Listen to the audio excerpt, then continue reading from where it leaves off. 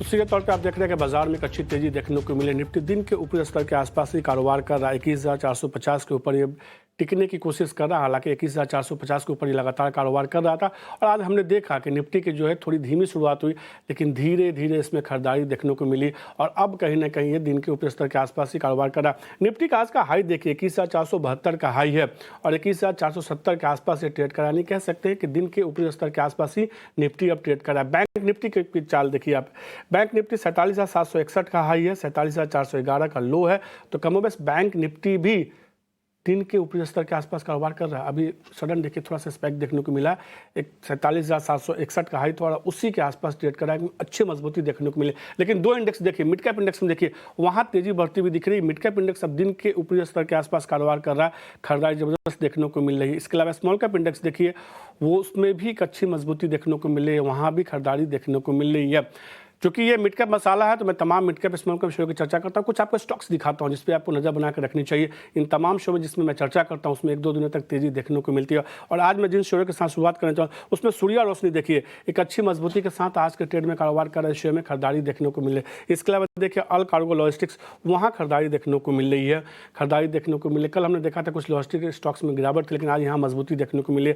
आज के ट्रेड में देखिए ग्रिप्स कॉटन, ये एक और कंपनी जिसमें कि मजबूती देखने को मिले। कंपनी इंजन बनाने के कारोबार में यहाँ मजबूती देखने को मिले। इसके अलावा हिमाद्री स्पेशलिटी केमिकल देखिए, केमिकल स्टॉक्स में हमने बीते हफ्ते भी एक अच्छी मजबूती देखी थी, आज भी देखिए शेयर में खरीदारी देखने को मिली। इसके अलावा एनएमडीसी जैसे स्टॉक्स में खरीदारी है, मजबूती देखने को मिली। सीएससी का चार्ट देखिए, पिछले हफ्ते मैंने इस शेयर पर चर्चा की थी कि इस पर नज़र बना कर रखिए, अच्छी मजबूती देखने को मिल सकती है। आज भी इसमें खरीदारी अब दिन के ऊपरी स्तर के आसपास ये पहुंचता हुआ दिख रहा है।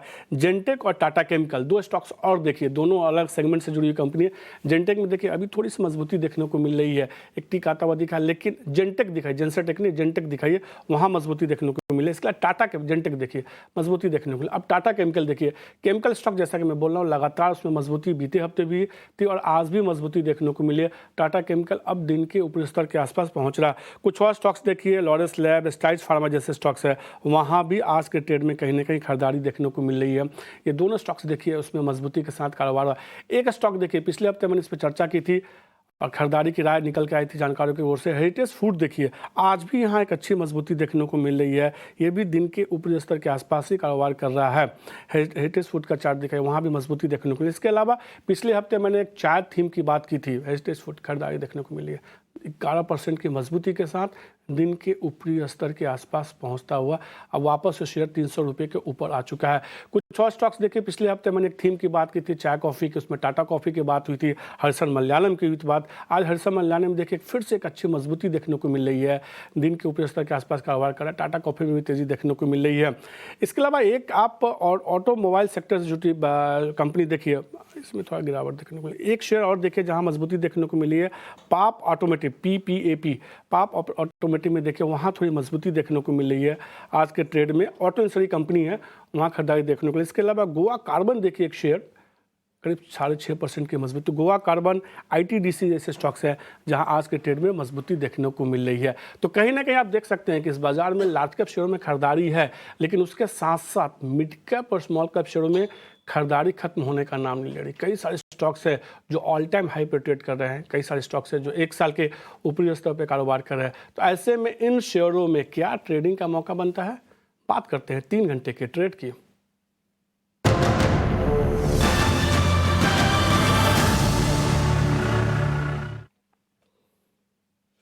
और 3 घंटे का ट्रेड बताने के हमारे साथ जो है मानस जायसवाल जुड़ चुके हैं। मानस नमस्कार, आप आए हैं तो आज कम से कम फटाफट अंदाज में मैं कोशिश करूंगा 10 से 12 शेयर 15 शेयर पर चर्चा करूं, लेकिन बाजार का मूड तो शानदार देखने को मिल रहा है। आपने मुझे पिछले हफ्ते याद है जब बात हुई थी तो आपने कहा था जो गिरावट है उसमें खरीदारी करके चलिए, यहाँ से मुझे और मजबूती देखने को मिल रही है।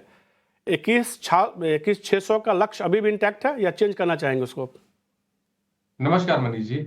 तो देखिए बिल्कुल जो 21,600 की बात हुई थी वो पिछले हफ्ते एक्चुअली अगर आप देखेंगे तो आई थिंक वेडनेसडे के सेशन में वो ऑलमोस्ट अचीव हो चुके थे, 593 के हाइस थे। तो मेरा समझना है कि वो टारगेट तो अचीव हो गए हैं। तो अब आपको खरीदारी 21,600 के लिए नहीं, अगर आप एक पोजिशनल ट्रेडर हैं तो आपको टारगेट बड़े सेट करने हैं। आप बिल्कुल उम्मीद कर सकते हैं कि शायद 21,900 या 950 तक के स्तर आपको निफ्टी में देखने को मिल सकते हैं।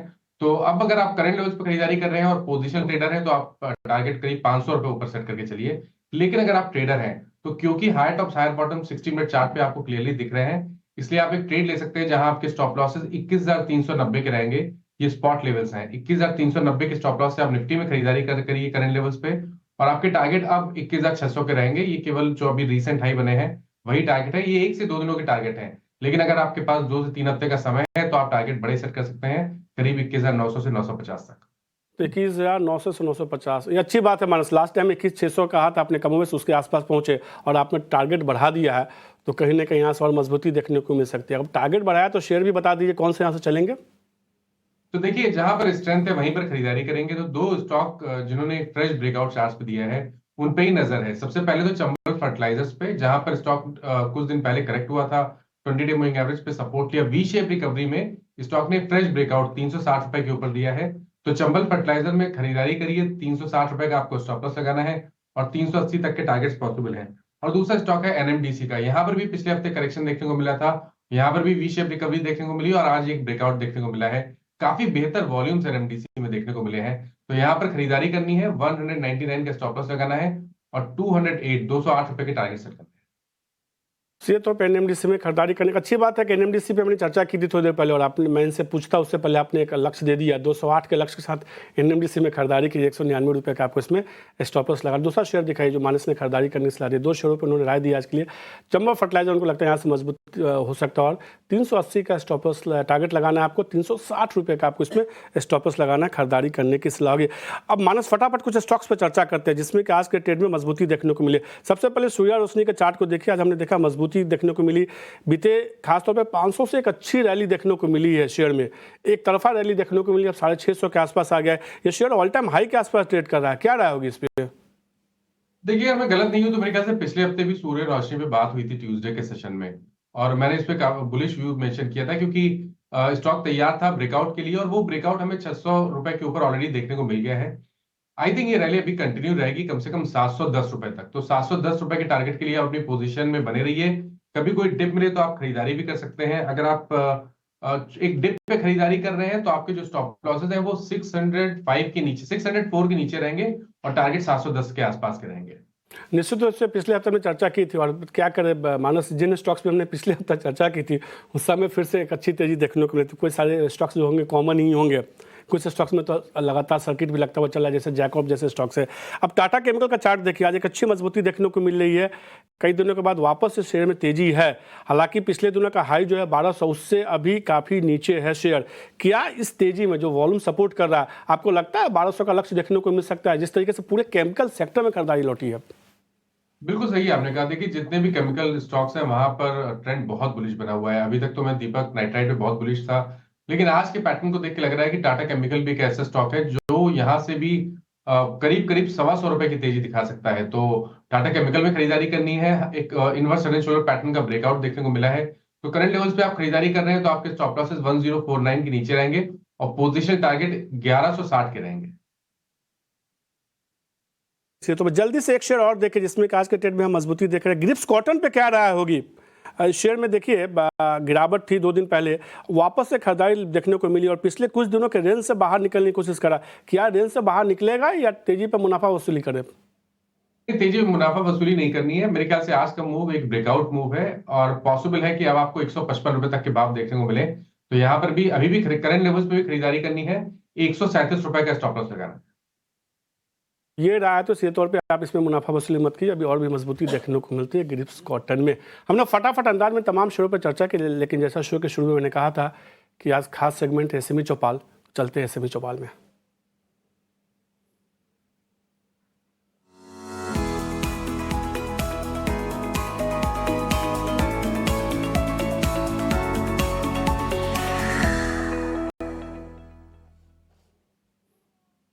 और आज एसएमई चौपाल में श्री बालाजी वॉल कंपोनेंट के मैनेजमेंट से खास बातचीत होगी, और हमारे साथ जुड़े हैं मैनेजमेंट श्रीनिवास लक्ष्मीकांत कोले जी, होल टाइम डायरेक्टर है। सर नमस्कार, इटनॉल स्वदेश को समय देने के लिए, जो कि आपका आईपीओ आ रहा है तो आज हम इस पर चर्चा करेंगे और समझने की कोशिश करेंगे कि कंपनी क्या करती है, आगे आने वाले दिनों में कंपनी को ग्रोथ को लेकर क्या उम्मीदें हैं और क्या संभावना है। सबसे पहले तो यही हमारे दर्शकों को सर ये बताइए कि कंपनी जो प्रोडक्ट बनाती है वो क्या है और काम क्या करती है? सबसे पहले मनीष जी, आपका बहुत बहुत आभार। आपने ये सेमी चौपाल में हमें एक मौका दिया हमारी कंपनी के बारे में और कुछ बताने के लिए। बिल्कुल। Shri Balaji wall components limited, ये एक कंपनी जो है ये फोर्जिंग, हीट ट्रीटमेंट और मशीनिंग में है। हमारा जो हिस्ट्री है, इतिहास है, वो 1993 1993 से है, जहाँ पे एक प्रमोटर लक्ष्मीकांत जी कोले, उन्होंने सिंगल लेथ मशीन से ये कारोबार शुरू किया था।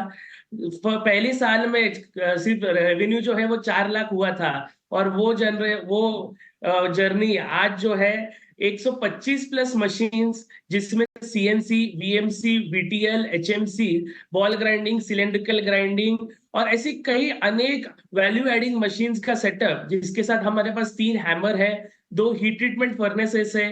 आज हमारा जो कारोबार है वो सारे वॉल कंपोनेंट्स के मैन्युफैक्चरिंग में फैला हुआ है। बॉल वॉल कंपोनेंट्स हो, बटरफ्लाई वॉल कंपोनेंट्स हो, गेट ग्लोब वॉल कंपोनेंट्स हो, कंट्रोल वॉल कंपोनेंट्स हो या चेक वॉल कंपोनेंट्स हो, ये सारे वॉल्स के जो कंपोनेंट्स है, इसकी जमा पूंजी करके इसका मैन्युफैक्चरिंग हम रेडी टू असेंबल प्रोडक्ट्स में करके देते हैं। और आज जो हमारा कारोबार है, ये तकरीबन 12 से 13 देशों में फैला हुआ है, जिसमें हम direct supply America, London, Spain, Germany, Italy, Saudi Arabia, United Arab Emirates मतलब Dubai, Abu Dhabi, Brazil, South Africa, ऐसे अनेक देशों में करते हैं। और जो लास्ट ईयर जो हमारा टर्नओवर था, वो तकरीबन 63 करोड़ हमने लास्ट ईयर किया हुआ था, और ऐसे और हमारा एक्सपेंशन चलते आ रहा है। तो सर, मैं ये देख भी रहा था अभी आपका करीब 30% के आसपास के जो आपके रेवेन्यू है वो अब्रॉड से आता है। मैं आपके बैलेंस शीट को देख रहा था, कंपनी के रेवेन्यू की बात करें, प्रॉफिट की बात करें, उसमें लगातार हमने एक डिसेंट ग्रोथ होते हुए देखा है। आने वाले दिनों के लिए आप क्या उम्मीद कर रहे हैं कंपनी की तरफ से ग्रोथ को लेकर? धन्यवाद। आने वाले दिन में सर कंपनी का हम एक पॉजिटिव ग्रोथ ट्रेंड ही देख रहे हैं। सबसे पहले इसमें हमारा जो अभी आईपीओ प्रोसेस का एक्सपेंशन है, उसका एडिशन भी सही हो जाएगा। उसके बाद जो गवर्नमेंट की नीतियां जो है मेक इन इंडिया के तहत, आज इंडियन और भारतीय मैन्युफैक्चरर्स को जो एक अच्छे से प्लेटफॉर्म आगे मिला है, और बहुत सारा पूरे ग्लोब में जो एक माहौल है कि भारत जो है एक मैन्युफैक्चरिंग हब के रूप में देखा जो जा रहा है, उसमें इसका बहुत बड़ा सहभाग है। और हमारा जो नए एक्सपेंशंस है, हमारे जो नीतियां है, सेल्फ नीतियां भी, वो हमें आगे जो है वो ट्रेंड पॉजिटिव ही दिख रहा है। वॉल मार्केट की अगर बात करें तो 2028 तक तकरीबन $110 बिलियन तक जाने की संभावना मार्केट स्टडीज बता रही है। और उसमें हमारा कम से कम जो है हमारा वॉल कंपोनेंट्स का जो बिजनेस है, उसके 50% तो होता ही है। तो आगे में हमें जो विजन दिख रहा है वो बहुत बढ़िया दिख रहा है, एंड सब पॉजिटिव दिख रहा है। सर, एक चीज़ मैंने देखा आपके नतीजों में कि आपका प्रॉफिट मार्जिन देखें तो करीब 10-10.5% के आसपास का FY23 के लिए था। समान तौर पे जिस सेगमेंट में यहाँ पे हैं, जिस इंडस्ट्री में, उसमें कितना होता है और क्या ये हेल्दी है या इसको और आगे बढ़ाने की योजना है आपकी? सबसे पहले ओवरऑल अगर हम देखें तो ये हेल्दी प्रॉफिट माना जाता है, बट हम प्रॉफिट और बॉटम लाइन और टॉप लाइन दोनों पे ही हमारे जो एफर्ट्स है वो दोनों तरफ से चल रहे हैं। टॉप लाइन बढ़ाने के लिए जो है हमारा एक्सपेंशन सबसे बड़ा कामयाब होगा, और बॉटम लाइन बढ़ाने के लिए जो है ऑपरेशनल एक्सीलेंस हो गया, या फिर एडिशन ऑफ रिलेटेड मशीन्स हो गए। फिर हमारे आईपीओ में से एक सबसे बड़ा प्रोसीड जो जाने वाला है वो renewable sources of energy power generation के लिए। 40 से 45% का हमारा जो पावर है सोलार में से आने वाला है एक सालों में। और operational excellence and optimum usage of man, machine and material, ये सब करके लीन कल्चर, 5S, काइजन, ये सारे कल्चरों का हम लोग यूटिलाइज करके इसको हम और आगे बढ़ाने के लिए हमारे जो एफर्ट्स है वो जारी है। एंड उसमें हम लोग पिछले 3 सालों से तो कामयाब हो रहे हैं, and I am very optimistic कि आगे भी हम उसमें बढ़ाने में कामयाब होंगे। नतीजों में दिख भी रहा है जिस सेगमेंट में आप हैं, खासतौर पे जिस सेगमेंट को आप प्रोडक्ट देते हैं, पावर कंस्ट्रक्शन, उसमें हमने देखा है कि बीते कुछ सालों में देश में शानदार ग्रोथ देखने को मिला। उसका फायदा आप जैसी कंपनियों को, छोटी कंपनियों के, सेमी कंपनियों को होता हुआ दिख रहा है। श्रीनिवास जी, मेरा अगला जो सवाल है कि आईपीओ के जरिए जो पैसा जुटा रहे हैं, इसका इस्तेमाल क्या करना है? ओके, सो आईपीओ में से हम जो पैसा जुटा रहे हैं उसमें से एक भाग जो है हमारे कैपिटल एंड फंडिंग कैपिटल जो है कैपिटल एक्सपेंशन में जाने वाला है, और दूसरा भाग जो है वो वर्किंग कैपिटल में आने वाला है। सो एक्सपेंशन से हम लोग कई नई मशीन है ये परचेस करने वाले हैं। हमारा जो फोर्जिंग प्लांट है उसका एक्सपेंशन तकरीबन अभी के फोर्जिंग प्लांट से 2.5 गुना ज्यादा बड़ा एक्सपेंशन हम करने वाले हैं। नई मशीन ऐड होने के बाद हमारा जो कैपेसिटी है साइज वाइज जो है वो भी बढ़ेगा। अभी जो हम फोर्जिंग का कैपेसिटी अभी 30 केजी तक कंपोनेंट बना सकते हैं, तो ये एडिशन के बाद हम लोग तकरीबन 60 केजीज तक बना सकते हैं। जो नई मशीन आने वाली है उसमें और तेजी से और प्रेसिजन के साथ हम कंपोनेंट्स बनाएंगे, उसमें लीड टाइम में भी काफी फायदा होगा। और अभी जो हमारा बास्केट है 1 इंच से लेकर 24 इंचेस तक का ये जो बड़ा बास्केट है, तो ये भी बढ़ सकता है एंड नए कंपोनेंट्स बनाने के लिए भी हमें इसका फायदा होने वाला है। और दूसरा जो भाग है तकरीबन 7.5 करोड़ रुपए जो है हम लोग हमारे वर्किंग कैपिटल में इस्तेमाल करने वाले हैं। तो ये दोनों जगह हम लोग जो है अटैक करके हमारे ग्रोथ के हिसाब से हम लोग इसका यूटिलाइजेशन आगे के दिनों में करने वाले हैं।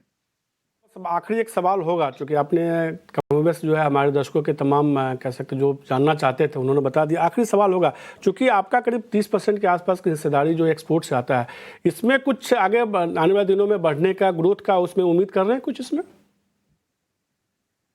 यस सर, हमारा जो ऑर्गेनाइजेशन है, हमारा जो सबसे बड़े 2 यूएसपी है। सबसे पहले इंटीग्रेटेड मैन्युफैक्चरिंग फैसिलिटीज, जिसमें फोर्जिंग, हीट ट्रीटमेंट और मशीनिंग सारा एक ही आपको बकेट में मिलेगा। दूसरा इंपॉर्टेंट हमारे पास जो है सर्टिफिकेशन एंड क्वालिटी टीम जो है हमारी, वो बहुत ही अच्छी है। हमारे पास नॉरसॉक जो नॉर्वेजियन पेट्रोल एजेंसी का सर्टिफिकेशन वो है, pressure equipment devices PED certification है, आईएसओ जो एक बहुत बड़ा क्वालिटी मैनेजमेंट सिस्टम का सर्टिफिकेशन है वो है। और आगे के दिनों में हम लोग और ऐसे जो उम्दा सर्टिफिकेशन है वो हमारी कंपनी उससे हम लोग प्रभावित हो करके उसको हमारे सर्टिफाई कराने वाले हैं, वो हो गया। एंड एक्सपांशन के वजह से जो हमारे वर्ल्ड क्लास फैसिलिटीज का जो बनने वाले हैं और इम्प्रूवमेंट होने वाला है, उससे हमारे एक्सपोर्ट सेल में फॉर श्योर ग्रोथ होने वाली है। और दूसरा जो है हम लोग कुछ स्ट्रैटेजिक डिसीजन और बैकवर्ड और फॉरवर्ड इंटीग्रेशन के हिसाब से भी हम लोग सोच रहे हैं, तो उसका भी जो फर्क है वो एक्सपोर्ट रेवेन्यू के बढ़ाने में ही होने वाला है। और मैं इधर ये कहना चाहूंगा कि क्वालिटी टीम जो है हमारे पास स्टाफ मेंबर में से तकरीबन 60 स्टाफ मेंबर्स जो है उसमें से तकरीबन 16 से 17 क्वालिटी मेंबर्स हैं जो inward, in process, final inspection और ऑडिट प्रोसेस देखने में हमको मदद करते हैं, और ये ऑर्गेनाइजेशन को कॉस्ट क्वालिटेटिव प्रोडक्ट देने में मदद करते हैं। और हमारा हमेशा से ही फोकस जो है वो CQD, कॉस्ट क्वालिटी डिलीवरी पे रहा है। तो ये सारे नीतियों से वजह से हमारा एक्सपोर्ट सेल बढ़ेगा, इसमें कोई शंका नहीं है। शुक्रिया श्रीनिवास जी, और सीधे तौर पे आपने पूरे विस्तार से आपने बताया कि जो आपका IPO आ रहा है उसका इस्तेमाल कैसे करेंगे, आगे के लिए क्या योजना है। मेरी तरफ से आपके IPO को ढेर सारी शुभकामनाएं। तो ये थे हमारे साथ श्री बालाजी वॉल्व कंपोनेंट के मैनेजमेंट, जिनसे हम ये बात समझने की कोशिश कर रहे थे कि कंपनी की आने वाले दिनों में क्या योजनाएँ हैं। आशीष जी के पास मिड कैप का महारथी शेयर जानने के लिए। आशीष जी, थोड़े समय की कमी है, लेकिन आज फटाफट बताइए मिड कैप का महारथी शेयर कौन सा बता रहे हैं आप? हाँ जी, 2 जो पिक्स जो आ रही है मेरे मुताबिक, एक तो पावर सेक्टर की है, क्योंकि पावर में हम देख रहे हैं कि लगातार तेजी बनी हुई है। CESC आप ले सकते हैं।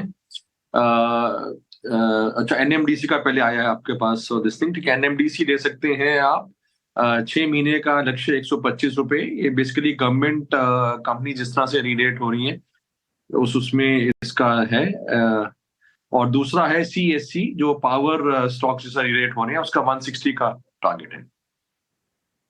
60 के लक्ष्य खरीदारी कीजिए 6 महीने के लिए। थोड़ी देर पहले आशीष सर जब मैं स्टॉक्स की चर्चा लिस्ट कर रहा था ना, तो उसमें CSC का भी नाम था और NMDC का नाम था। और CSC पे आपने खरीदारी करने की सलाह दी 160 रुपये के लक्ष्य के साथ 6 महीने में, और NMDC पे थोड़ी देर पहले मानस जी जुड़े हुए हैं, उन्होंने भी खरीदारी करने की सलाह दी, तो उनको लगता है यहाँ से मजबूती देखने को मिल सकती है।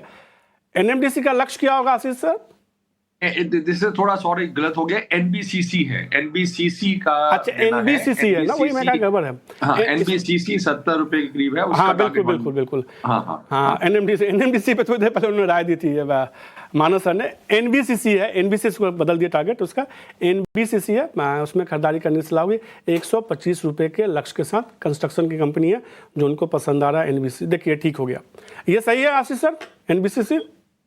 या बिल्कुल ठीक है, ये एनबीसीसी 125 टारगेट एनबीसीसी में खरीदारी के 125 के लक्ष्य के साथ 6 मिनट के लिए। शुक्रिया आशीष सर, 2 स्टॉक्स फटाफट अंदाज में बताने के लिए। मानस 1-2 स्टॉक्स पर जल्दी जल्दी आपकी राय चाहिए। आज के ट्रेड में लॉरेंस लैब में हम देख रहे हैं कि मजबूती देखने को मिल रही है, जिस तरह की तेजी आज देखने को मिल रही है, क्या इसमें खरीदारी का मौका बन रहा है क्या? आप बिल्कुल बन रहा है। देखिए 420 रुपए के ऊपर का ब्रेकआउट है, तो अभी खरीदारी करिए। 420 जो रेजिस्टेंस था वही सपोर्ट होगा, तो 419 का स्टॉप लॉस लगाना है और 450 के टारगेट सेट करना है।